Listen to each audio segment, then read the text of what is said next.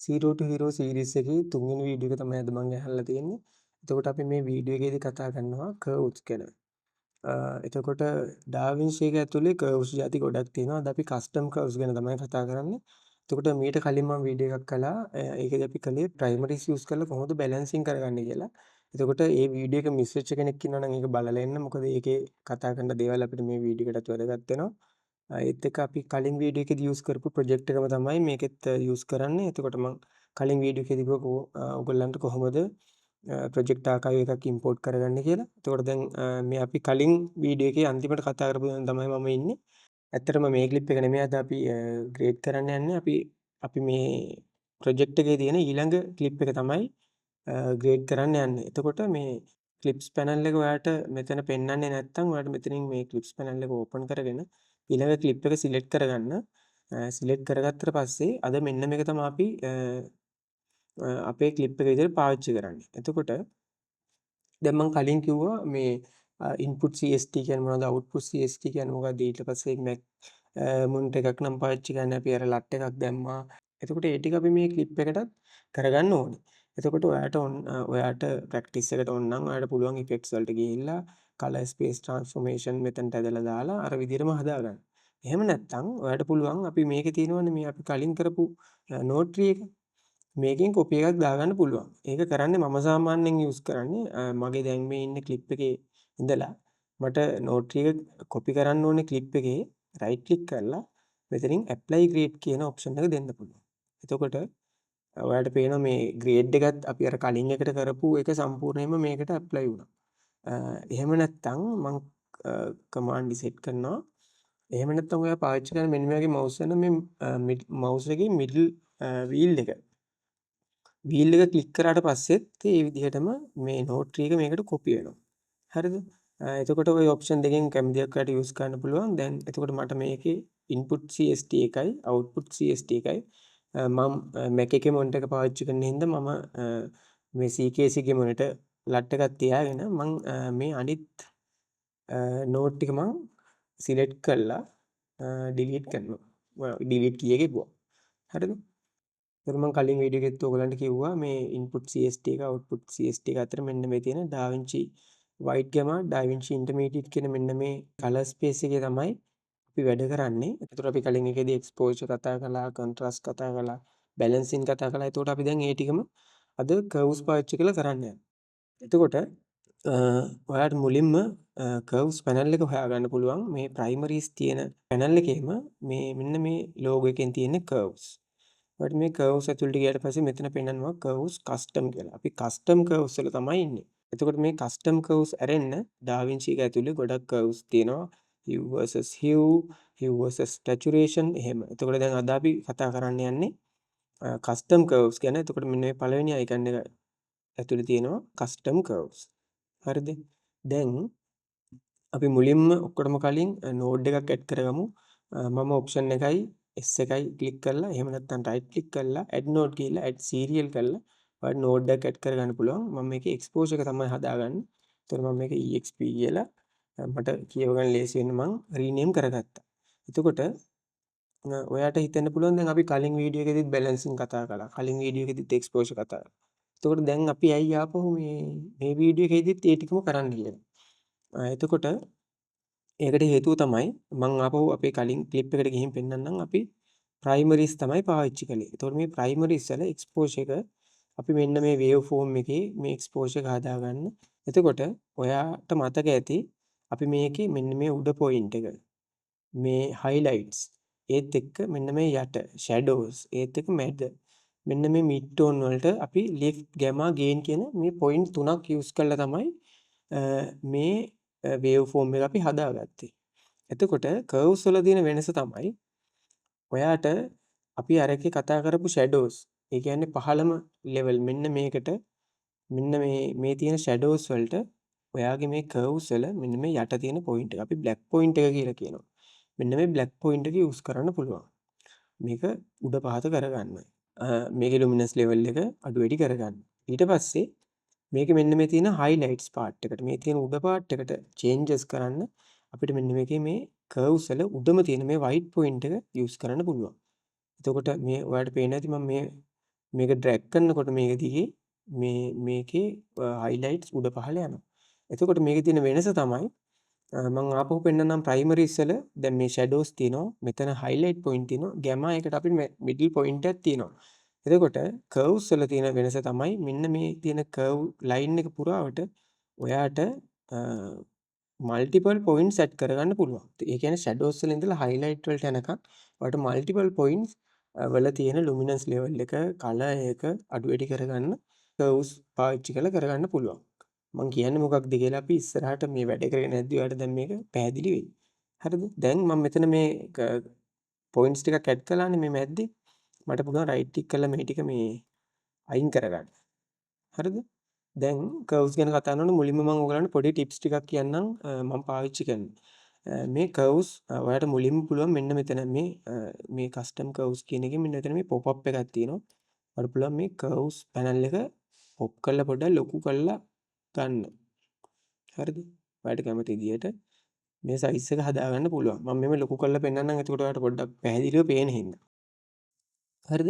දැන් මං කිව්වා මේක black point එක, මේක white point එක මේ අතර අපිට මේ image එකේ තියෙන luminance level එකේ අඩු වැඩි කරගන්න පුළුවන්. RGB අඩු වැඩි කරගන්න පුළුවන්. එතකොට මුලින්ම ඔයා මේ curve එකට point එකක් add කරනකොට ඔයා මේක උඩ click කරනවානේ. එතකොට මේ click කරලා උඩ පහළ කළාම තමයි මේකේ changes වෙන්නේ. ඇත්තටම මේ පොඩි changes ගොඩක් ඔයාලට කලින් වීඩියෝ එකේ තේරෙන්නේ නැති ගොඩක් sensitive අපේ clip එකට. එතකොට අපි මේකට point එකක් add කරනකොටත් මේකේ පොඩි changes වෙන්න පුළුවන්. ඔයාලට පේන්නේ නැති මේ curve එක පොඩ්ඩක් පහළට වෙනවා.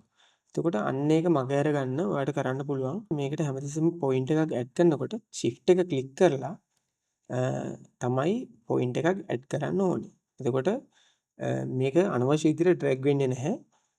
පොඩි movement එකක් වුණොත්. එතකොට මේක අපිට ආයෙ right click කරලා මේ විදිහට අනවශ්‍ය point එක අයින් කරගන්න පුළුවන්. හරිද? දැන් මේ ඔයාලට පේනවා ඇති මෙතන ඒත් එක්කම අපි අර waveform එක දිත් මම ඔයාලට පෙන්නුවා YRGB. RGB කියන colors තුන Y කියන්නේ luminous. එතකොට මෙන්න මෙතන පෙන්නනවා ඔයාලට මේ YRGB කියන හැම එකම highlight වෙලා තියෙන්නේ. එතකොට මෙන්න මේ හතරම එකට select වෙලා තියෙන්නේ. එතකොට ඔයාලට මේකේ Y එක click කරලා luminance level එක විතරක් ඕනනම් නැත්නම් RGB වල R විතරක් ඕනනම් එහෙම changes කරගන්නත් පුළුවන්. අපි දැන් මුලින්ම මේ හතරටම එකපාර changes කරන්න හින්දා මම මෙන්න මෙතනින් තියෙන මේ link එකෙන් ආපහු මේ හතරම select කරගන්න. හරිද? දැන් මගේ මට waveform එක බලන්නත් ඕන හින්දා මගේ මේ preview එක බලන්නත් ඕන හින්දා මම මෙතන මේ X එක click කරලා ආපහු curves ටික මෙතනට ගත්තා. දැන් exposure එක හදාගන්න ඔයාලට මතක ඇති අපි highlight උඩ දැම්මා. ඊට පස්සේ අපේ shadows පහළට දැම්මා. දැන් මම ඒකම curves පාවිච්චි කරලා කරන්න යන්නේ. එතකොට දැන් curves වල මම දැන් කිව්වා මේ white point එක. ඒ කියන්නේ මේ highlight වලට මට attack කරන්න පුළුවන් point එක තමයි මෙන්න මේ උඩ තියෙන්නේ. මම මේ white point එක click කරලා මම වම් පැත්තට drag කරනවා. දැන් ඔයා හොඳට බලන්න මෙන්න මේ අපේ තියෙන clip එකටයි අපේ waveform එකටයි මොකද්ද වෙන්නේ කියලා. ඔයාලට මතකද අපි කලිනුත් කළා මේ අපි කලින් එකෙත් gain එක වැඩි කරලා අර උඩට ගත්තා වගේ දැන් ඔන්න මගේ highlights උඩට ආවා. හරිද? දැන් ඒත් එක මට පොඩ්ඩක් shadows ටික පහළට දාගන්න ඕනේ. එතකොට මම කියවනේ කලින් මේ black point එක. ඒ කියන්නේ මෙන්න මේ shadows වලට මෙන්න මේ black point එකෙන් අපිට attack කරන්න පුළුවන්. මම මේක left click කරලා mouse එකෙන් මම මේක drag කරනවා දකුණට. හරිද? ඔන්න දැන් already අපිට මේ අපේ exposure එකේ ඔයාලට දැන් පේනවා waveform එක පුරාවට අපේ exposure එක ඇදිලා ගියා කියලා. හරිද? මං highlight එක තව පොඩ්ඩක් උඩට දාගන්නවා හේතුව තමයි ඔයාලට මේකේ මේ බැලූ බැලමට අපේ ක්ලිප් එක ඔයාලට පේනවා ඇති මේක ටිකක් මේ අවුව එළිය වැඩි වෙලාවක තමයි ෂූට් කරලා තියෙන්නේ. එතකොට ඔයාලට පේනවා ඇති මේ එළියෙත් නිකන් ඩෙසර්ට් එකක් වගේ තියෙන්නේ. මේක මේ ඕවර් එක්ස්පෝස් වෙලා තියෙනවා මේ ඒරියා එකේ මේ කාර් එකේ ඒත් එක්ක මේ බිමින් එන බවුන්ස් එකේ මේ ලොකු එළියක් තියෙනවා. අපේ ඉන්ඩෝ එකේ ෂැඩෝස් තිබ්බට ඉන්ඩෝ එක පොඩ්ඩක් එළිය අඩු වුණාට මේ එළියේ ලොකු ආලෝකයක් තියෙනවා. ඒකට ඔයාලට මේ ක්ලිප් එක ප්ලේ කරලා බැලුවොත් පෙනෙයි මේ ස්පේස් එක ඔබලා මම මේක ප්ලේ කරලා පෙන්නන්නම්. අපේ දැන් ටැලන්ට් එක මෙතනට ඇවිදගෙන ගිහිල්ලා එයා මේ එළිය බලන සීන් එකක් තමයි තියෙන්නේ. දැන් ඔන්න මේ මම මෙතන මේ ක්ලිප්ස් ටික ක්ලෝස් කරගන්නවා. මොකද මගේ මේ view එක පොඩ්ඩක් වැඩිපුර ගන්න ඕන හින්දා මට. හරි. දැන් ඔයාලට පුළුවන් මේ exposure එකේ නම්බර් එක උඩ ක්ලික් කරලා බලන්න අපේ exposure එකට කොච්චර වෙනසක් කළාද කියලා. හරිද? ඔයාලට පේනවනේ වේව් ෆෝම් එකේ වෙනසක් වෙනවා. ඒතකොට දැන් ඔයාලට තේරෙන්නේ නැති අපි කලින් වේව් ෆෝම් එක ස්ට්‍රෙච් කරගන්නකොට කෙලින්ම මේ කර්ව්ස් වල බ්ලැක් පොයින්ට් එක වයිට් පොයින්ට් එක යූස් කරලා ඩ්‍රැග් කරපු හින්දා ඔයගලන්ට තේරෙන්නේ නැති පොඩ්ඩක් ලේසියෙන් මේකේ එක්ස්පෝෂර් ලෙවල් එක පොඩ්ඩක් වෙනස් වුණා කියලා. හරිද?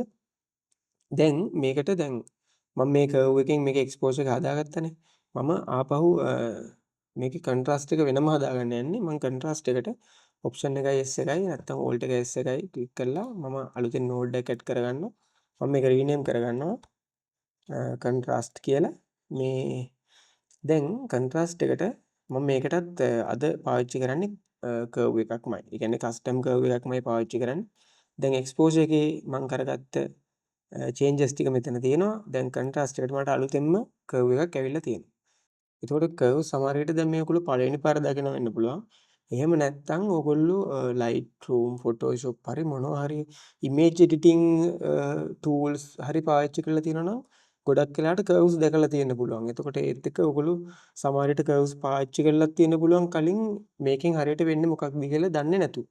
දැන් එක්ස්පෝෂර් එක දැන් අපි හදාගත්තා. දැන් කන්ට්‍රාස්ට් එකට ඔයාලට මතක ඇති දැන් මේ පහළ තියෙන්නේ ෂැඩෝස් මේ උඩ තියෙන්නේ හයිලයිට්. එතකොට මෙන්න මේ මැද්ද ෂැඩෝස් වල ඉඳලා හයිලයිට් වලට යන ටික. එතකොට ඔන්න ආපහු මෙතනින් බැලුවොත් මේ තියෙන ෂැඩෝස් මේ තියෙන හයිලයිට් මෙන්න මෙතන ඉඳන් උඩට යන ටික. එතකොට මෙන්න මේ හැම පොයින්ට් එකක්ම අපිට මෙන්න මේකෙන් මේ තැනින් තැන පොයින්ට්ස් වලින් කන්ට්‍රෝල් කරන්න පුළුවන්. දැන් කන්ට්‍රාස්ට් එකක් ඇඩ් කරනකොට පොපියුලර් මෙතඩ් එකක් තියෙනවා S curve එක කියලා අපි ඒකට කියන්නේ. එතකොට ඒ කියන්නේ අපි හයිලයිට් වලට ළඟ මිඩ් ටික අපි පොඩ්ඩක් උඩට කරලා ෂැඩෝස් වලට ළඟ මිඩ් ටික අපි පොඩ්ඩක් පහළට කරනවා. අපි ඒක කරන්නේ මම shift එක ක්ලික් කරලා මේ මෙන්න මේ උඩ හරියෙන් පොයින්ට් එකක් ඇඩ් කරගෙන මම ඒක පොඩ්ඩක් උඩට ඩ්‍රැග් කරනවා. හරිද? බොහොම හිමීට මම පොඩ්ඩක් උඩට කරන්නේ මේක වැඩිපුර වුණොත් එහෙම ඔයාලට ආපහු ඩ්‍රැග් කරගන්න පුළුවන්. එහෙම නැත්නම් මේක රයිට් ක්ලික් කරලා ඔයාලට රීසෙට් කරගන්න පුළුවන්. බය වෙන්න එපා. එතකොට මෙතනට මම ආපහු ඔන්න මේක ඇඩ් කරලා පොයින්ට් එක මම පොඩ්ඩක් උඩට මේක කරගන්නවා. හරිද? මම මේක පොඩ්ඩක් උඩට කරලා ඔයාලට මේ කන්ට්‍රාස්ට් එක ඔන් ඔෆ් කරලා පෙන්නන්නම්. මේක ඇත්තටම ලොකු ලයිට් එකක් ඇඩ් වුණා අපි අර හයි මිඩ් අතර තියෙන සබ්ජෙක්ට් ඒ කියන්නේ අපි මේ සබ්ජෙක්ට් එක හරියට තමයි ගොඩක් මේක ඇඩ් වුනේ. එතකොට ඒත් එක්ක මම ඔයගලන්ට කිව්වා වේව් ෆෝම් එක ඇදෙන තරමට කන්ට්‍රාස්ට් එක වැඩි වෙනවා. කන්ට්‍රාස්ට් එක වැඩි වෙන තරමට හොඳ ඩෙප්ත් එකක් එනවා. එතකොට හොඳ සිනමැටික් ලුක් එකකට අපිට යනකොට කන්ට්‍රාස්ට් එක වැදගත් වෙනවා. එතකොට මම මේ පහළ තියෙන මිඩ්ස් ඒ කියන්නේ මේ ෂැඩෝස් වලට ළඟ මම ආපහු පොයින්ට් එකක් ඇඩ් කරලා ඒක පොඩ්ඩක් කොහොම පොඩ්ඩක් පහළට කරගන්නවා. හරිද? දැන් ඔයාලට පේනවා ඇති මේ 0 වලට ටච් වෙන ගානට වගේම ළඟට මම අරගෙන තියෙනවා. මොකද මේ ෂැඩෝස් තියෙනවා ගොඩක්. අපිට පේන්න ඒ ෂැඩෝ ඒරියා එක අපි පහළට අරගෙන තියෙනවා. ඒත් එක්ක මේකේ ඕවර් එක්ස්පෝස්ඩ් ඒරියා එකක් තියෙනවා මෙන්න මේ හරියේ. එතකොට ඒකෙන්ද අපි හයිලයිට් ටුත් අපි පුළුවන් තරම් උඩට ගත්තා. එතකොට දැන් ඔයාට අපි අර කලින් කලිෆයර් එක යූස් කරලා ඔයා බලලා ඇති. එතකොට මේ මම ආපහු කියන්නම් මෙතන ඩොට් තුන ක්ලික් කරලා ඩිස්ප්ලේ කලිෆයර් ෆෝකස් කරාට පස්සේ මේ කලිෆයර් එකෙන් ඔයා බලන ඒරියා එක ඔයාට මෙන්න මේ වේව් ෆෝම් එකේ පැත්තෙන් බලා ගන්න පුළුවන් කොහෙටද ෆෝකස් වෙලා තියෙන්නේ. දැන් මම මෙයාගේ මූණ එහෙම ගත්තොත් එහෙම ඇත්තටම වේව් ෆෝම් එකේ මැදටත් වඩා පොඩ්ඩක් අඩුවෙන් තමයි මූණ තියෙන්නේ. ඒ වුණාට මේ හරිය ඔයාලට පේනදි ගොඩාක් එක්ස්පෝෂර් එක වැඩි වෙලා තියෙනවා. එතකොට අපි මේකට තව පොඩ්ඩක් අපි මේක අඩු වැඩි කරලා බලමු අපේ ඉමේජ් එකට මොන වගේ වෙනසක් වෙනවද කියලා. එතකොට ඔයගලන්ට පේනවා ඇති දැන් හොඳ ඩෙප්ත් එකක් එක්ක හොඳ කන්ට්‍රාස්ට් එකක් අපේ ඉමේජ් එකට ඇඩ් වෙලා තියෙනවා. එතකොට අපි කන්ට්‍රාස්ට් එක ඔන් ඔෆ් කරලා බලමු දැන් කොහොම වෙනසක්ද උනේ කියලා. ඔන්න දැන් අපේ ක්ලිප් එකට හොඳ සිනමැටික් ලුක් එකක් ආවා. දැන් අපි මේකේ බැලන්ස් එක කරගන්න බැලන්ස් එක අපි කලින් එකේදී වගේම කන්ට්‍රාස්ට් එකට කලින් මං shift එකයි S එකයි ක්ලික් කළා. එහෙම නැත්නම් මේ contrast එක උඩ right click කරලා add node ගිහිල්ලා add serial before කියලා ඔයාට මෙන්න මේ දෙක අතරට node එක add කරගන්න පුළුවන්. මම මේ node එකේ label එක දාගන්නවා balance කියලා. හරිද? දැන් balancing වලටත් මම මේකේ පාවිච්චි කරන්නේ curves. එතකොට ඔන්න දැන් ඔයාට මේ අපි අපේ කලින් ක්ලිප් එකේදී අපිට full white තැනක් තිබ්බේ නෑ බලන්න. දැන් මම මෙයාගේ මේ trace එක පාවිච්චි කරනවා white reference එක විදියට. ඒත් එක්ක මම waveform එකේ waveform එක දැන් මගේ luminance වලටනේ හදාගෙන තියෙන්නේ. මම මේක settings වලට ගිහිල්ලා මේ luminance වලින් RGB වලට ගිහිල්ලා මෙතන colorize එකෙන් මම මේකේ මේ RGB reference එක ගත්තා. හරිද? දැන් මම මේ white point එක පොඩ්ඩක් zoom කරනවා. zoom කරලා මම mouse wheel එක තමයි use කරේ zoom කරන්න. එතකොට මේ මෙතන ඔයාලට පේනවා ඇති RGB values තුන තියෙනවා. red 240යි, G එක 236යි, B එක 237යි. එතකොට ඔයාලට පේනවා green blue දෙක ගොඩක් ළඟ තියෙන්නේ. red එක තමයි පොඩ්ඩක් උඩින් තියෙන value එකකට තියෙන්නේ. එතකොට ඔයාලට බලා ගන්න පුළුවන් අපේ මෙන්න මේ waveform එකෙත් red තමයි උඩින් තියෙන්නේ. එතකොට මට මේකේ red පොඩ්ඩක් අඩු කරගෙන බලන්න ඕනේ. එතකොට ඔයාලට මේ zoom කරලා අපි මේ frame එක වෙනස් වුණාට පස්සේ ඔයාලට පුළුවන් keyboard එකේ Z එක click කරාට පස්සේ frame එක reset කරගන්න තිබ්බ විදිහට. හරිද? ඔන්න දැන් expose එකේ curve එක වෙනම තියෙනවා. contrast එකේ curve එක වෙනම තියෙනවා. දැන් balance වලට මට අලුතෙන් ආයෙ curve එකක් ඇවිල්ලා තියෙනවා. දැන් මට මේකේ red නේ වෙනස් කරගන්න ඕනේ. එතකොට මම කලිනුත් කිව්වා මෙන්න මේ YRGB වලින් මම red එක විතරක් ක්ලික් කරගන්නවා. මට දැන් පේනවා ඇති curve එකත් රතු පාට වුණා. දැන් ඔයාලට පේනවා ඇති මම මේකේ point එකක් ක්ලික් කරලා උඩට කළොත් එහෙම red කියන color එක මේකට introduce වෙනවා ගොඩක්. ඒත් එක්ක මම ඒක පහළට කළොත් එහෙම red කියන color එක අඩු වෙලා cyan කියන color එක මේකට introduce වෙනවා. මම මේක right click කරලා reset කරන්නම්. දැන් මේ RGB කියන තුනටම අපිට පුළුවන් ඒක කරලා බලන්න. ඔන්න green එක උඩට ගන්නකොට green වැඩි වෙනවා. ඒත් එක්ක පහළට එනකොට magenta වැඩි වෙනවා. ඒත් එක්ක blue එකට අපි බලමු. blue එක උඩට එනකොට නිල් පාට වැඩි වෙනවා. පහළට එනකොට yellow වැඩි වෙනවා. එතකොට ඉස්සරහට අපි කතා කරනකොට මම කියන්නම් මේක අපිට ස්පෙෂල් ලුක් එකක් දෙන්න පාවිච්චි කරන්නත් පුළුවන්. එතකොට මෙන්න මේ RGB අපි අඩු වැඩි කරද්දි කලර්ස් වෙනස් වුණානේ. ඒ කියන්නේ blue වැඩි වෙනකොට blue වැඩි වෙනවා, blue අඩු වෙනකොට yellow වැඩි වෙනවා. එතකොට ඕක ඔයා මතක තියාගන්න ඕනේ නැහැ. ඔයාලට මෙන්න මේ color wheel එකට ගියාට පස්සේ මේ primary ඉස්සෙල්ලා ඔයාලට පේනවා මෙතන red නම් තියෙන්නේ. ඊට එහා පැත්තේ cyan කියන color එක තියෙනවා. green වලට එහා පැත්තේ magenta කියන color එක තියෙනවා. blue වලට එහා පැත්තේ yellow කියන color එක තියෙනවා. මේ නිකන් අමතර දෙයක් විතරයි. මේක ඔයාලට දැනට වැදගත් වෙන්නේ නැහැ. හරි. දැන් මම මේකේ මේ red ගතිය මේ red curve එක පාවිච්චි කරලා අඩු කරගන්න යන්නේ. එතකොට මට මේකේ බොහොම පොඩි මූවමන්ට් එකක් තමයි කරන්න ඕනේ. එතකොට මේ curve එක මම මෙතනින් pop up කරගෙන පොඩ්ඩක් curve එක ලොකු කරගන්නවා. මොකද මගේ එතකොට මේ මූවමන්ට් එක කරන්න ලේසි හින්දා. එතකොට මම මේකේ මැද්දෙන් shift එකත් එක්ක point එක add කරගෙන මම මේක බොහොම පොඩ්ඩක් පහළට කරගන්නවා. ඔයාලට පේනවා ඇති already අපේ clip එකේ ලොකු change එකක් වුණා. එතකොට ඔයාලට දැන් පේනවද 234යි 233යි 234යි. ලොකු බැලන්ස් එකක් වුණා අපි මේ කරපු පොඩි මූවමන්ට් එකෙන්. මම ආපහු අතන ක්ලෝස් කරගෙන මෙතනට කර්ව් එක දාගත්තා. දැන් අපි බැලන්ස් එක on off කරලා බලමු නෝඩ් එක කොච්චර වෙනසක් වුණාද කියලා. එතකොට අද අපි මේකේ exposure එක, contrast, balancing තුනම custom curve use කරලා තමයි හදාගත්තේ. එතකොට අද අපි මේ curves වලින් කතා කළේ ඇත්තටම curves වල බොහොම basic දෙයක්. මේ මීට වඩා ගොඩාක් දේවල් curves use කරලා පාවිච්චි කරන්න පුළුවන්. මේ දැන් ඔයාලට පේන්නේ නැති already අපි හොඳ cinematic look එකක් දුන්නා already අපේ clip එකට. දැන් අපි මේකට මේ saturation add කරගෙන බලමු. එතකොට මම option එක S එකයි click කරලා මේක node label එක saturation කියලා දෙනවා. මම මේකට අපේ primaries වලට ගිහිල්ලා primaries වල saturation තියෙනවනේ. මම saturation මෙතනින් පොඩ්ඩක් add කරගන්නවා අපේ clip එකට. හරිද? මේක on off කරලා බලන්නම්.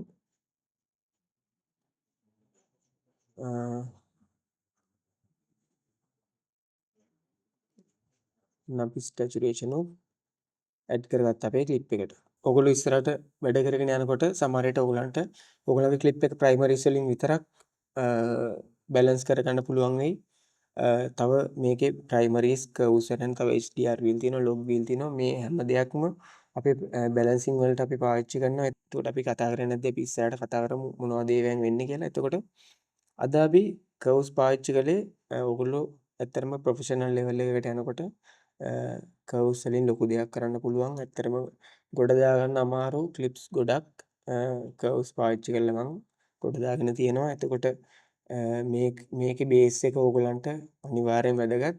එතකොට මුලින්ම ඉගෙන ගන්නකොට ඇත්තටම කර්ව්ස් මට ගොඩක් කන්ෆියුස් වුණා. එතකොට ඒක හින්දා මං හිතුවා මේක පුළුවන් තරම් පැහැදිලි කරලා ඕගලන්ට කියන්න ඕනේ කියලා. මොකද එතකොට ඕගලන්ට මේකේ මේ මුලම කන්ෆියුස් වුණේ නැති වුණාම ඉස්සරහට වැඩ කරන්න ලේසි වෙයි කියලා මට හිතිච්ච හින්දා. හරිද? එතකොට දැන් ඒත් එක්ක ඕගොල්ලෝ වැඩ කරගෙන යද්දී ඕගලන්ට එන ප්‍රශ්න මගෙන් අහන්න, කමෙන්ට් එකක් දාන්න, නැත්නම් DM කරන්න. ඇත්තටම කලින් වීඩියෝ එකෙදිත් ගොඩක් කට්ටිය මට DM කරලා තිබ්බා ප්‍රශ්න අහලා. ඒගොල්ලන්ට ආපු චැලෙන්ජස් අහලා. එතකොට මීට වඩා ලේසි වෙන්න ඔයාලට එන ප්‍රශ්න වලට උත්තර දෙන්න ක්‍රමයක් හදාගන්න ඕන කියලා මං ඒකින්ද ඩිස්කෝඩ් channel එකක් හදනවා. ඔයගොල්ලෝ ගේමර්ස්ලා ඉන්නවා නම් ඔයගොල්ලෝ දන්නවා ඇති ඩිස්කෝඩ් කියන්නේ මොකක්ද කියලා ඔල්රෙඩි. එහෙම නැත්නම් ඩිස්කෝඩ් කියන්නේ ෆ්‍රී software එකක්. ඒක chat කරන්න පුළුවන්. ඒත් එක්ක voice කතා කරන්න පුළුවන්.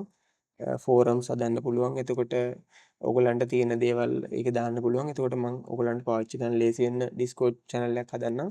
මට පුළුවන් වුණොත් මම මේ වීඩියෝ එකත් එක්කම ඔයගොල්ලන්ට Discord channel එකේ link එකක් දාන්නම්. එතකොට ඔයගොල්ලෝ මේකේ Discord එකට join වෙන්න ඔයගොල්ලෝ වැඩ කරගෙන යද්දී මොනවා හරි ප්‍රශ්න આવොත් එහෙම ඒක දාන්න මම ඔයගොල්ලන්ට ෆෝරම් එකක් හදලා තියන්නම්. ඒත් එක්ක අපි බලමු ඉස්සරහට මොනවද කරන්න පුළුවන් කියලා. එතකොට අද වීඩියෝ එකෙන් අපි මෙතනින් නවතිනවා. ඉස්සරහට වීඩියෝ අරගෙන එන්නම්. thank you